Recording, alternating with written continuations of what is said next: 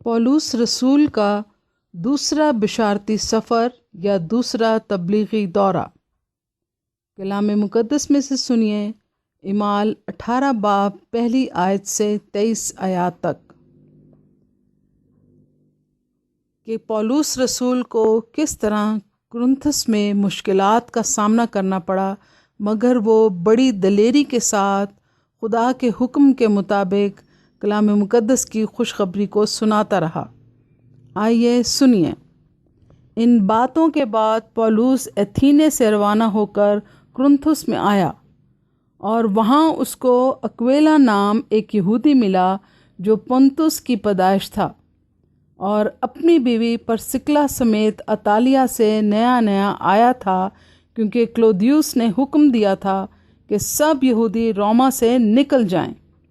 بس وہ ان کے پاس گیا، اور چونکہ ان کا ہم پیشہ تھا ان کے ساتھ رہا، اور وہ کام کرنے لگے، اور ان کا پیشہ خیمہ دوزی تھا، اور وہ ہر سبت کو عبادت خانہ میں بحث کرتا اور یہودیوں اور یونانیوں کو قائل کرتا تھا۔ اور جب سلاس اور تھموتھیوس مقدونیہ سے آئے تو پولس کلام سنانے کے جوش سے مجبور ہو کر یہودیوں کے آگے گواہی دے رہا تھا کہ یسوع ہی مسیح ہے۔ جب لوگ مخالفت کرنے اور کفر بکنے لگے تو اس نے اپنے کپڑے جھاڑ کر ان سے کہا، تمہارا خون تمہاری ہی گردن پر، میں پاک ہوں۔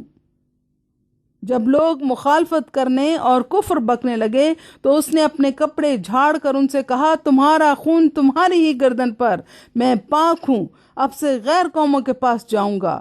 بس وہ وہاں سے چلا گیا اور تیتس یوستس نام ایک خدا پرست کے گھر گیا جو عبادت خانہ سے ملا ہوا تھا، اور عبادت خانہ کا سردار کرسپس اپنے تمام گھرانے سمیت خداوند پر ایمان لایا، اور بہت سے کرنتھی سن کر ایمان لائے اور بپتسمہ لیا۔ اور خداوند نے رات کو رویا میں پولس سے کہا، خوف نہ کر، بلکہ کہے جا اور چپ نہ رہ۔ اور خداوند نے رات کو رویا میں پولس سے کہا، خوف نہ کر، بلکہ کہے جا اور چپ نہ رہ، اس لیے کہ میں تیرے ساتھ ہوں، اور کوئی شخص تجھ پر حملہ کر کے ضرر نہ پہنچا سکے گا، کیونکہ اس شہر میں میرے بہت سے لوگ ہیں۔ بس وہ 1.5 برس تک ان میں رہ کر خدا کا کلام سناتا رہا۔ جب گیلیو اخیا کا صوبیدار تھا، یہودی ایکا کر کے پولس پر چڑھ آئے اور اسے عدالت میں لے جا کر کہنے لگے، یہ شخص لوگوں کو ترغیب دیتا ہے کہ شریعت کے برخلاف خدا کی پرستش کریں۔ جب پولس نے بولنا چاہا تو گیلیو نے یہودیوں سے کہا، اے یہودیو، اگر کچھ ظلم یا بڑی شرارت کی بات ہوتی تو واجب تھا کہ میں صبر کر کے تمہاری سنتا، لیکن جب یہ ایسے سوال ہیں جو لفظوں اور ناموں اور خاص تمہاری شریعت سے علاقہ رکھتے ہیں تو تم ہی جانو۔ میں ایسی باتوں کا منصف بننا نہیں چاہتا۔ اور اس نے انہیں عدالت سے نکلوا دیا۔ پھر سب لوگوں نے عبادت خانہ کے سردار سنتیس کو پکڑ کر عدالت کے سامنے مارا، مگر گیلیو نے ان باتوں کی کچھ پرواہ نہ کی۔ بس پولس بہت دن وہاں رہ کر بھائیوں سے رخصت ہوا، چونکہ اس نے منت مانی تھی، اس لیے کہ کنخیریا میں سے سر منڈایا اور جہاز پر سوریا کو روانہ ہوا، اور پرسکلا اور اکویلا اس کے ساتھ تھے۔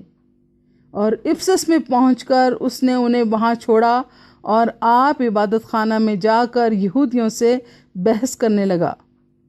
جب انہوں نے اس سے درخواست کی کہ اور کچھ عرصہ ہمارے ساتھ رہ، تو اس نے منظور نہ کیا، بلکہ یہ کہہ کر ان سے رخصت ہوا کہ اگر خدا نے چاہا تو تمہارے پاس پھر آؤں گا۔ اور افسس سے جہاز پر روانہ ہوا، پھر کیسریا میں اتر کر یروشلم کو گیا اور کلیسیا کو سلام کر کے انطاکیہ میں آیا اور چند روز رہ کر وہاں سے روانہ ہوا اور ترتیب وار گلتیا کے علاقہ اور فروگیا سے گزرتا ہوا سب شاگردوں کو مضبوط کرتا گیا۔ آمین۔ کلام مقدس کے پڑھے اور سنے جانے سے آپ کو اور سب سننے والوں کو برکت ملے۔ آمین۔